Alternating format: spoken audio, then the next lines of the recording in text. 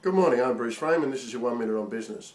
This is the last in the series about manufacturing, and today I'm going to talk to you about a client that I had that produced remanufactured toner cartridges. When I started working with them, their business was fundamentally the sales and delivery of the toner cartridges, and they manufactured in one corner of the warehouse.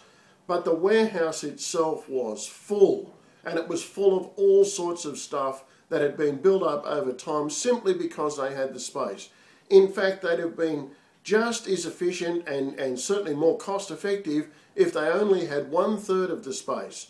And in the finish, what we actually ended up doing was selling the building, because there is just way too much space in that building and it just accumulates more and more junk. So we had a massive clean out. We got rid of over $100,000 worth of products that we were not using and sold them off at fire sale prices, because it gave us back the money that was held up in that stock, but it also gave us the option to reduce the size of the building and pay far less rent in a far smarter location. In fact, we only paid about half the rent, not a third, because we chose a better location. But that worked. And so when you think about manufacturing, you've got to think about all the different elements that are making a difference. Labour, of course, machinery, money, and the buildings. That's what makes a difference. So you've got to think about, what are you using? What do you need to use?